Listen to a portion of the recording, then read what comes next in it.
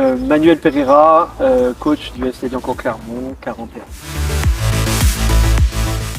Reda Bouarache, 24 ans et je suis numéro 6 au FCLC.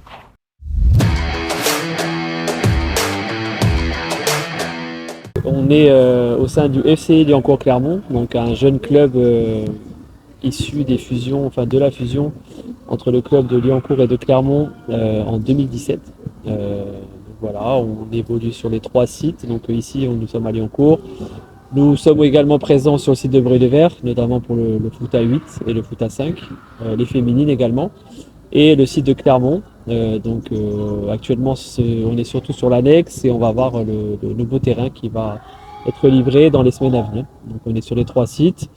Voilà, on est un club dynamique, tant dans la vie associative ici, avec notamment beaucoup de bénévoles qui œuvrent pour le club, et aussi sur les réseaux sociaux, nous sommes très présents.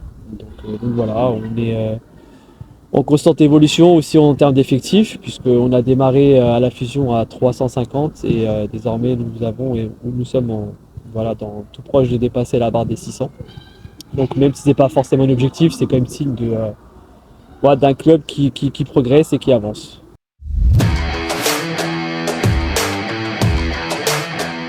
Ce qu'on retient, on retient d'abord, si on fait dans l'ordre chronologique, la belle épopée en Coupe de France, parce que on a réalisé, on a été sérieux sur le début de la compétition, on a assumé notre statut de favori parfois, et puis après on a su aussi, par contre, surprendre des adversaires de niveau supérieur pour arriver au 8e tour, ce qui est le record du club, puisqu'on avait déjà fait un 7e tour 2 années auparavant. Et voilà, donc on retient ça sur cette compétition, c'est notre faculté à être capable de rivaliser sur ces matchs-là et aussi d'être capable aussi d'emmener beaucoup de gens et beaucoup de personnes, que ce soit du club ou des alentours, dans notre aventure. Et ça nous a servi et ça nous a accompagnés, je pense, après tout le reste sur les autres compétitions, tant en championnat où il y avait de plus en plus de personnes présentes au stade, que aussi sur le mois de juin sur la Coupe de l'Oise où on avait encore plus de 1000 personnes à Compiègne pour nous soutenir, qui étaient venus voir le match, certains pour nous soutenir et d'autres qui étaient venus voir le match.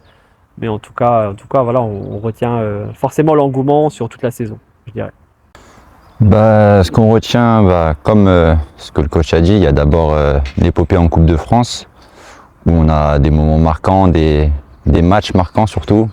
On va éliminer une N3 sur le terrain de Saint-Just, un moment hyper marquant où on a tous les supporters qui rentrent sur le terrain, etc. Donc ce qu'on retient, c'est ces moments-là. Pareil sur le match à Chambly, 8e tour, on n'a jamais fait en Coupe de France, c'est incroyable. Donc on retient ces moments-là.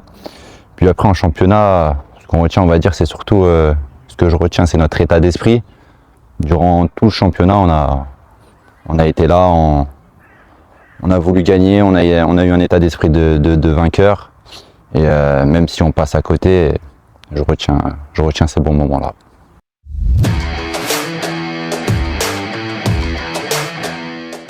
Alors, comme je disais précédemment, nous avons la chance d'avoir beaucoup de licenciés au sein du club. Nous avons aussi la chance d'avoir des équipes jeunes qui fonctionnent bien avec une équipe, voire 2 par génération, qui pour l'instant tournent. Alors certes, pour l'instant et depuis cette année, elles sont sur le niveau D1 et aspirent à jouer en départemental, donc sur la première division départementale.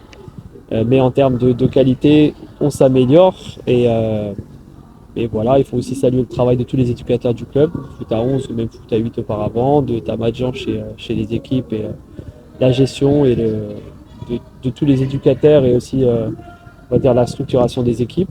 Et voilà, après si on parle et si on revient sur le sujet qui est la passerelle, donc déjà on crée des passerelles parfois sur les préparations, donc que ce soit préparation de l'équipe R3 l'année dernière, équipe D1 ou même avec la R2 cette année où il y avait des jeunes du club qui étaient intégrés. Donc, chaque année, il y en a un ou deux, U18 notamment. Donc, on a eu le cas avec Titouan Cheptou qui est gardien et qui est avec l'équipe R2 sur les séances depuis 2 ans. Donc il est encore U18 mais depuis les U16, U17 il est déjà avec nous sur les séances. On a eu le cas aussi avec Hussein Dio très récemment qui était U18 l'année dernière et qui a fait toute la préparation avec l'équipe R2. Et voilà, et puis après, si on parle jeunes en senior, jeunes du club en senior, bah, on est très représenté. Et je pense que le meilleur exemple est que bah, nous avons gagné la Coupe de l'Oise avec 6 joueurs formés au club dans le 11. Je ne vais pas forcément citer tous les noms, mais c'est des joueurs qui sont de la génération 2005 et qui ont vécu bah, leurs plus belles années ici chez nous. Et pour eux, bah, c'est quelque chose de marquant d'arriver en senior, de réussir à jouer et surtout de gagner une finale de Coupe de l'Oise à leur jeune âge.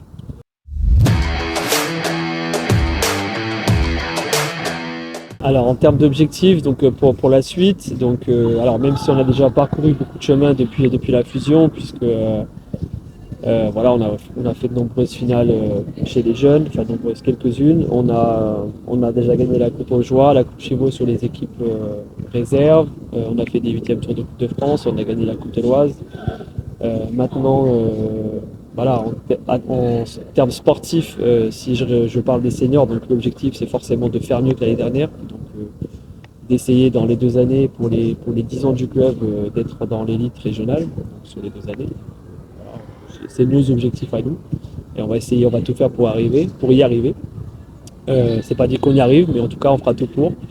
Voilà, après sur les jeunes, même si c'est Tam qui coordonne et qui gère un petit peu tout ça, donc je sais que voilà, on progresse, on fait mieux chaque année, même le début de saison est très très prometteur pour la suite. Donc voilà, il faut valoriser tout le travail qui est fait par les éducateurs, comme j'ai dit tout à l'heure.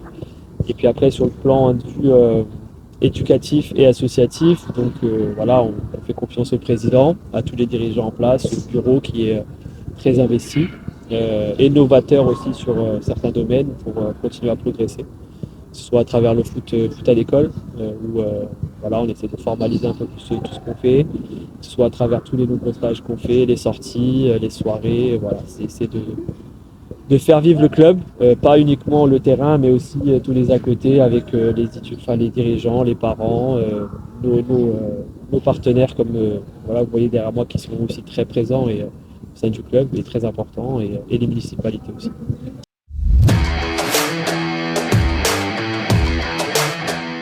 Mais pour conclure, que ce soit moi ou je pense le groupe senior dans sa globalité, donc déjà on souhaiterait remercier tous les bénévoles, toutes les personnes qui nous ont accompagnés l'année dernière lors de nos petites épopées, que ce soit en Coupe de France ou même en Coupe de l'Oise sur le mois de juin. Je pense que la victoire de l'équipe, c'est aussi la leur.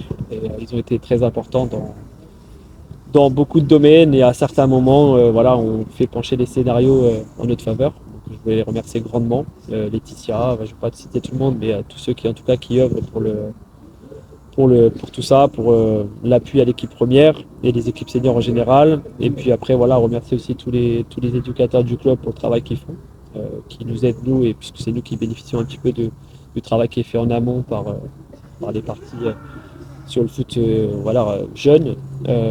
Et voilà, après remercier les municipalités pour leur soutien et les partenaires également voilà, pour leur soutien parfois ponctuel et puis de manière permanente aussi depuis de nombreuses saisons.